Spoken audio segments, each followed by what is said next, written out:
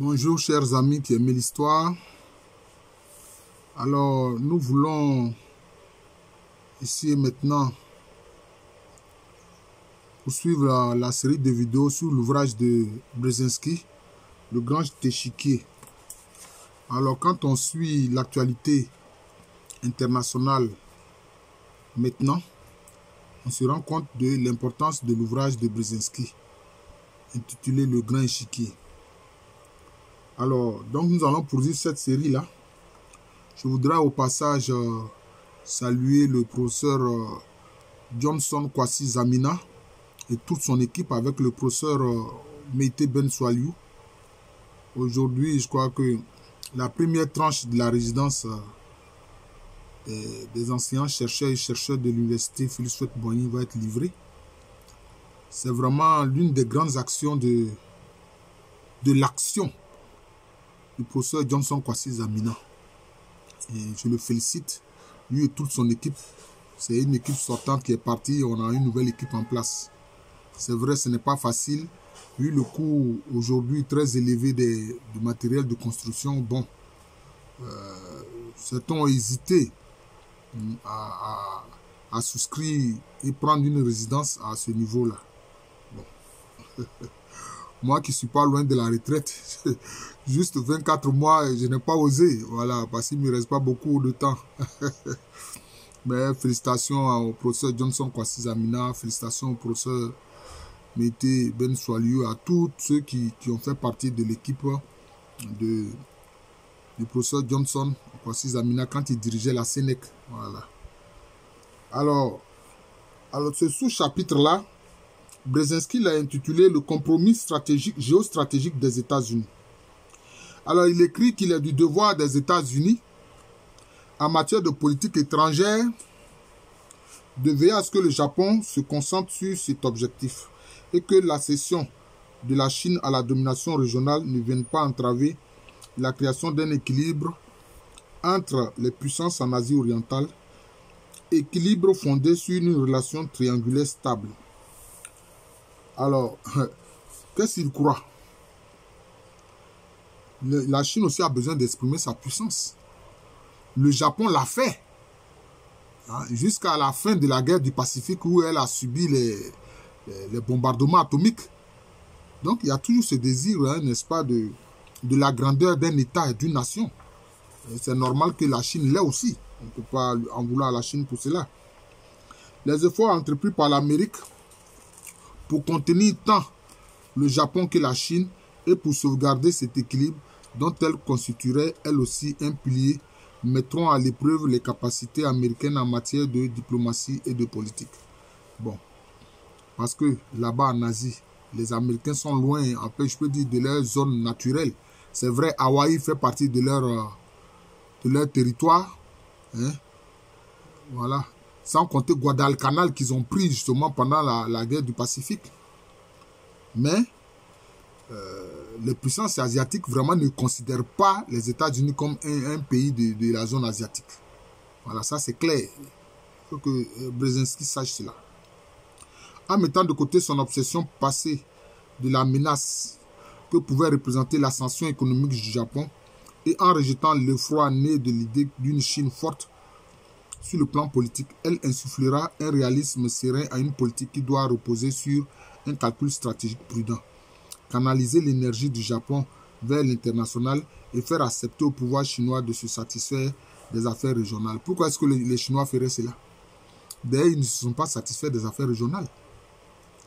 D'abord, concernant l'affaire régionale, ils veulent récupérer Taïwan qui est leur territoire.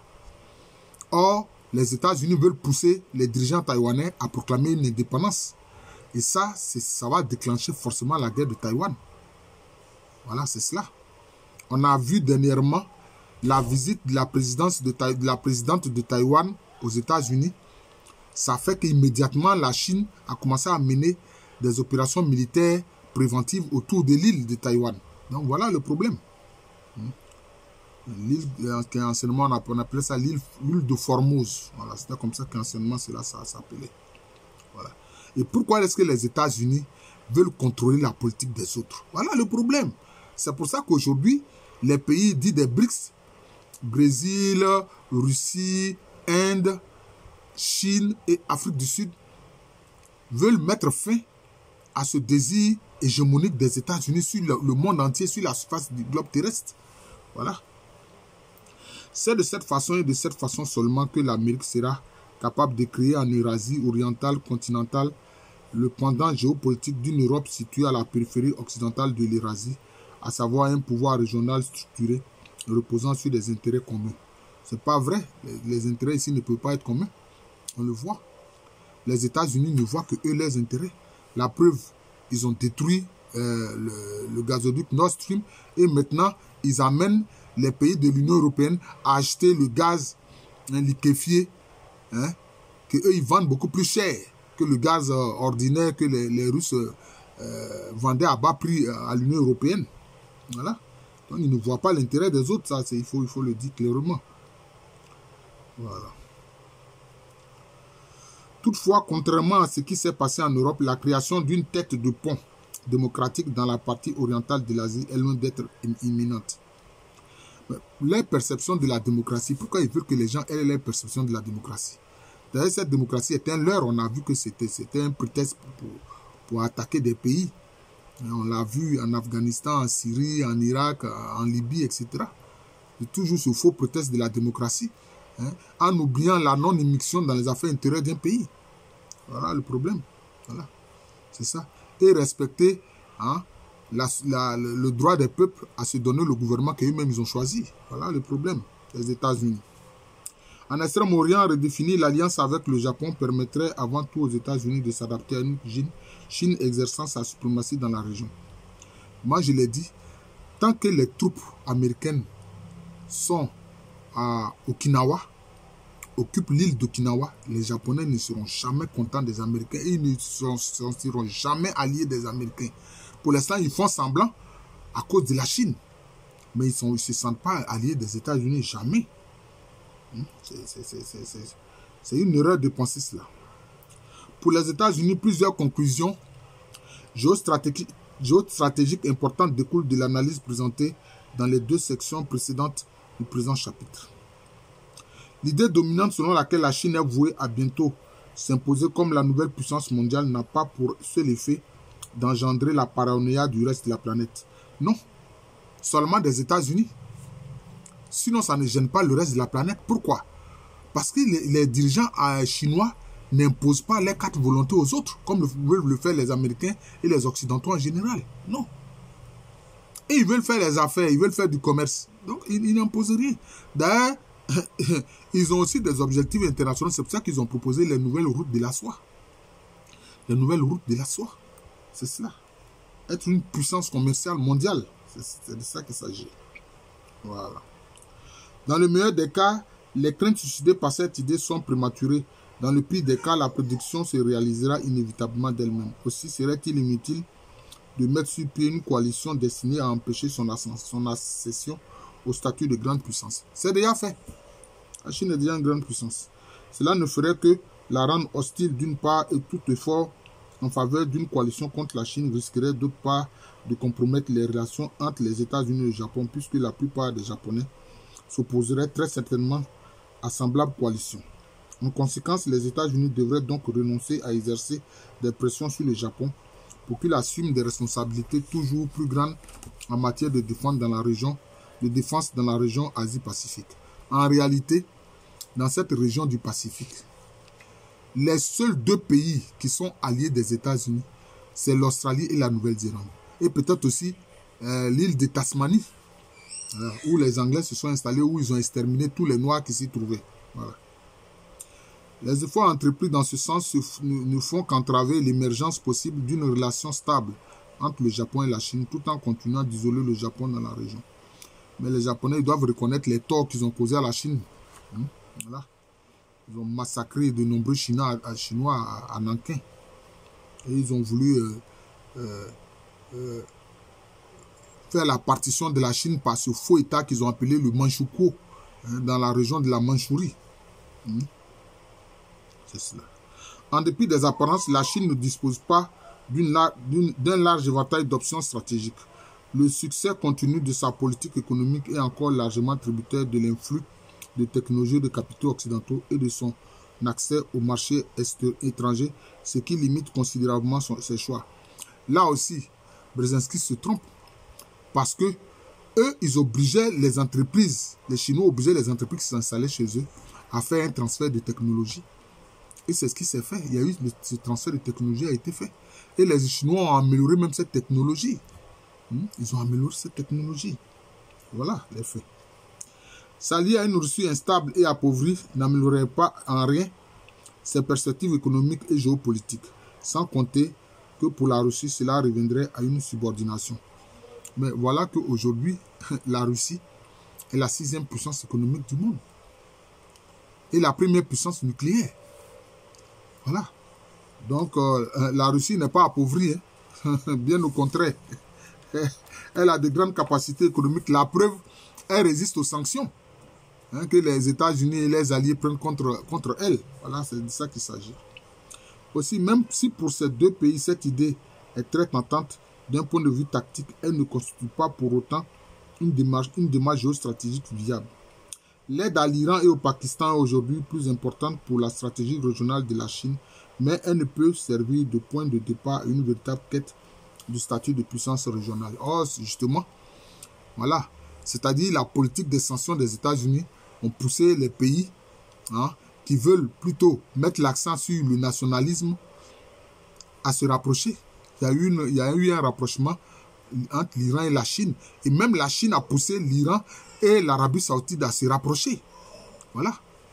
En faisant des sanctions, tout le monde se méfie pour dire « Ah, mais les dollars, mes réserves de dollars, qu'est-ce pour que demain, les Américains ne vont pas les confisquer, les États-Unis ne vont pas les confisquer. » Comme ils l'ont fait pour la Russie et pour les oligarques russes qui n'ont rien fait de mal.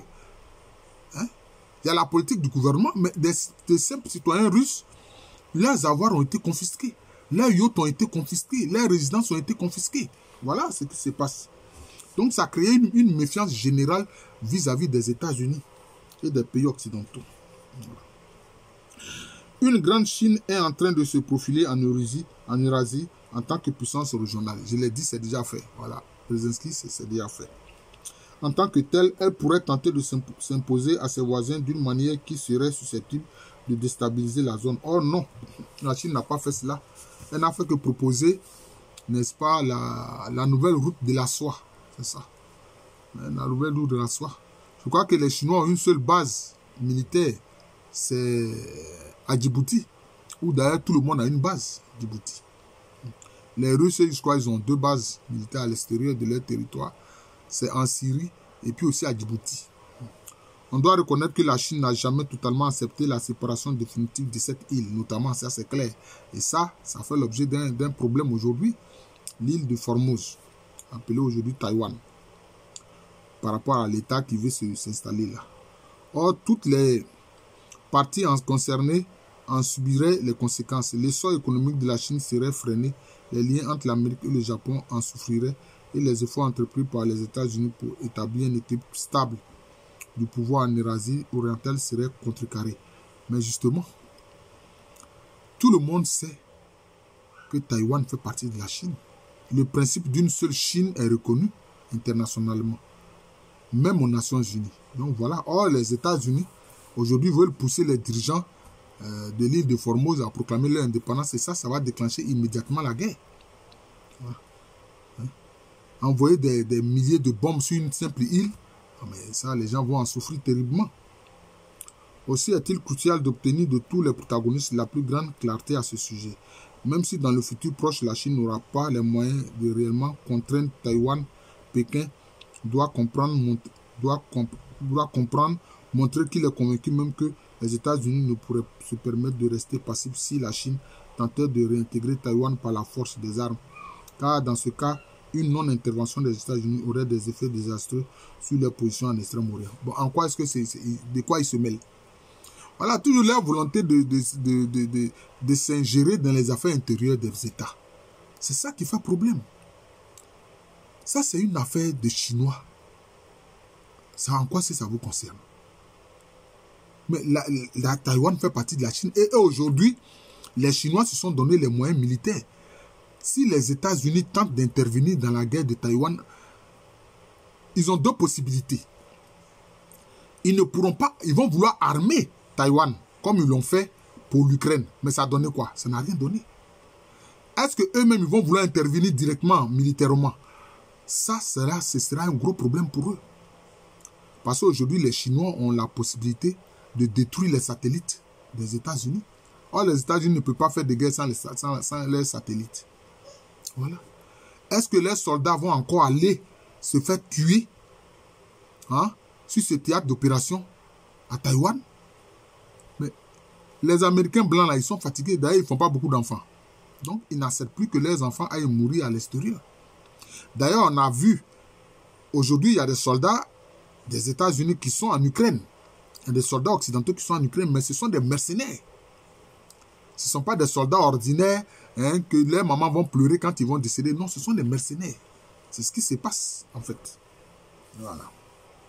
En d'autres termes, les États-Unis interviendraient pour défendre non pas l'indépendance de Taïwan, mais leurs propres intérêts géopolitiques dans la région Asie-Pacifique. Ah, Brzezinski, tu viens de dire la vérité. Voilà. Ils ne le font pas pour l'intérêt des Taïwanais. Les Taïwanais pensent que cette alliance avec les États-Unis peut les aider. Donc, ça ne peut pas les aider. Ils peuvent négocier, comme on l'a dit là, un seul système, disons, un pays, deux systèmes. Un pays, deux systèmes. C'est tout. Ils peuvent reconnaître l'autorité centrale de la Chine populaire. Et puis, bon, on va leur permettre d'avoir une certaine autonomie interne, comme on l'a vu pour le cas de Hong Kong. C'est mieux que de faire une guerre qui va coûter des milliers de morts. Voilà. La question de Taïwan donne également à l'Amérique une raison légitime d'aborder le sujet des droits de l'homme dans le cadre de ses relations avec la Chine, sans qu'on puisse l'accuser de s'ingérer dans les affaires intérieures du pays. Si, on doit l'accuser. Quel droit de l'homme? Est-ce qu'ils défendent réellement les droits de l'homme? Ils ont défendu les droits de l'homme en Afghanistan. Ils ont défendu les droits de l'homme en Libye. Ils ont défendu les droits de l'homme en Syrie. Ils ont défendu les droits de l'homme en Irak. Non. On a vu même le cas d'Irak où il y a eu des images où ils torturaient des Irakiens. On a vu comment est-ce que ils ont mis la main sur Guantanamo pour torturer tranquillement des gens en dehors du territoire des États-Unis. Donc ils ne peuvent même pas parler des droits de l'homme devant les autres nations. Non. Ils sont très mal placés pour parler des droits de l'homme. Eux, comme tous leurs alliés de l'Europe, ils sont très mal placés pour le faire. Vous commettez des crimes partout et puis vous voulez parler de choses, de droits de l'homme. C'est pas sérieux. Pas sérieux. Voilà. Il est tout à fait justifié de rappeler à Pékin que la réunification ne pourra intervenir que lorsque la Chine sera devenue plus prospère et plus démocratique. Mais c'est ce qui se passe. Mais qu'est-ce qu'ils appellent plus démocratique?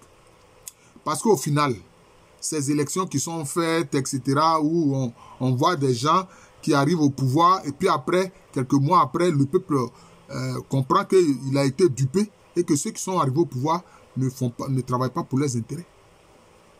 En tout cas, aujourd'hui, beaucoup de Français estiment que le gouvernement Macron ne travaille pas pour leurs intérêts. Que le gouvernement Macron obéit à une autre logique, à un autre agenda. Vous comprenez? Donc, c'est cela. Donc, ce vote-là, ça sert à quoi? Ça ne sert à rien. La vraie démocratie, c'est un peuple qui fait la volonté c'est un gouvernement qui fait la volonté de son peuple. C'est tout. C'est ça la vraie démocratie, c'est faire la volonté de son peuple. Voilà. C'est faire la volonté de son peuple. Ce n'est pas une affaire d'élection. Or, aujourd'hui, le prétendu système démocratique est lié à une élection. Même dans une élection, même Satan n'est même pas arrivé au pouvoir. Hitler, il est venu au pouvoir par des élections. Ah oui, on peut dire cela. C'est comme ça. Voilà. Le maréchal Heidenberg a dû appeler Adolf Hitler pour venir former le gouvernement, vu l'instabilité qui se passait en ce moment en Allemagne. C'est comme ça. Mais en même temps, quand il est arrivé, qu'est-ce qu'il a fait? Il a mis le feu au Reichstag, c'est-à-dire au Parlement, pour pouvoir rendre le Parlement non fonctionnel. Et puis, bon là, concentrer tout le pouvoir dans sa main. Parce que c'est Hitler a fait. Voilà. Seules ces conditions permettront à la Chine d'attirer Taïwan, qu'elle englobera dans une grande Chine prête à devenir une confédération fondée sur le principe d'une nation. Une nation, plusieurs systèmes. Non. Non, c'est pas plusieurs systèmes. C'est une nation, deux systèmes. Mais de toute façon, aujourd'hui, la Chine pratique je peux dire, une sorte de libéralisme d'État, de capitalisme d'État. Mais ça n'empêche pas qu'il y ait des milliardaires, hein, des milliardaires en yuan ou en dollars en Chine. La Chine est le pays qui a le plus de milliardaires, ça, il faut savoir cela. Dans le même temps, il appartient aux États-Unis de tenir leurs promesses envers la Chine, à savoir de s'abstenir de tout soutien direct ou indirect en faveur de l'amélioration du statut international de Taïwan. Or, aujourd'hui, c'est ça, il faut un soutien direct. Voilà. Nancy Pelosi, qui était, je crois, la présidente d'une des chambres du Parlement aux États-Unis, a fait une visite officielle à Taïwan. Et on a vu la présidente de Taïwan faire une visite officielle aux États-Unis. Donc, on voit bien que les Américains, les États-Unis, leurs dirigeants n'écoutent pas ce que Brzezinski dit. Voilà, ils n'écoutent pas ce que Brzezinski a écrit. Oh, cet ouvrage-là, ils le connaissent. Ils le connaissent parfaitement par cœur. Voilà, c'est cela. Veuillez m'excuser.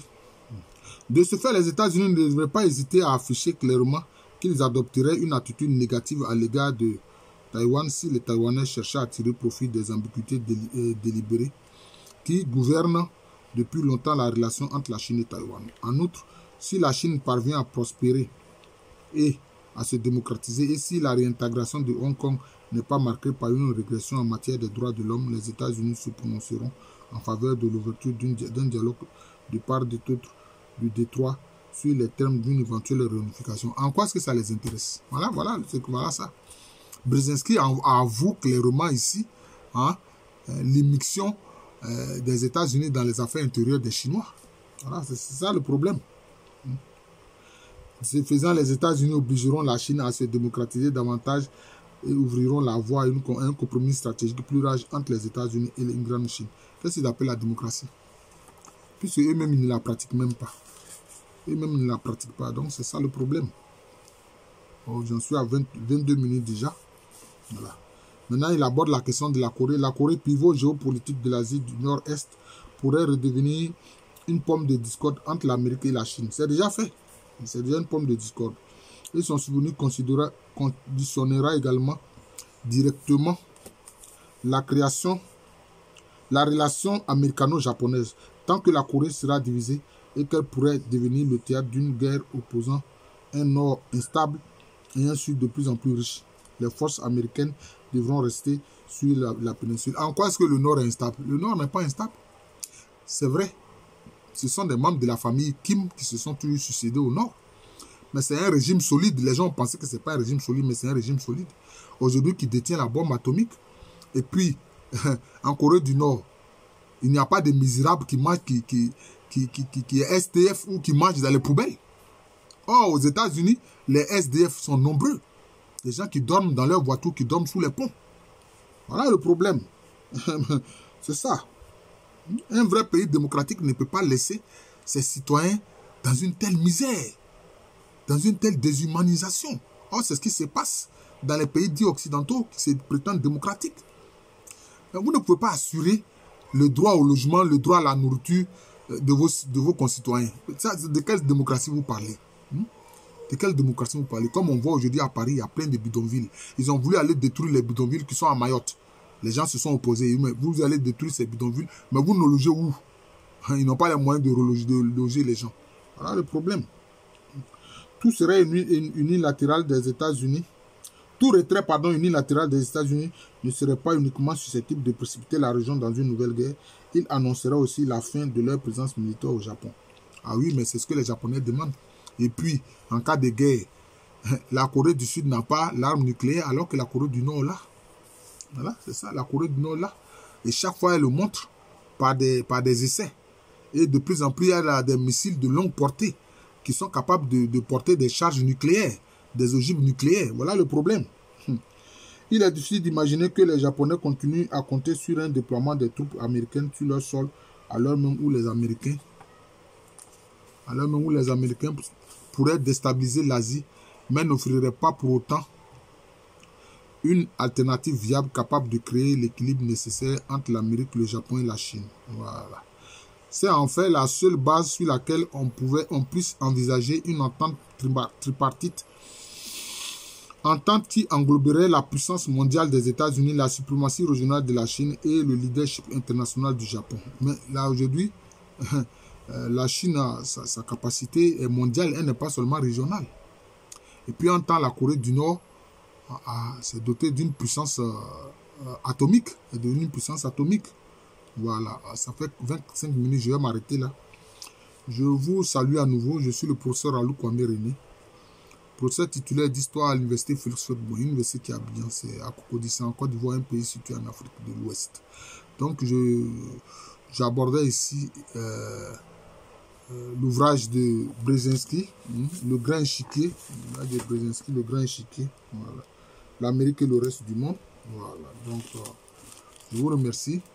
Je vous souhaite une très bonne journée.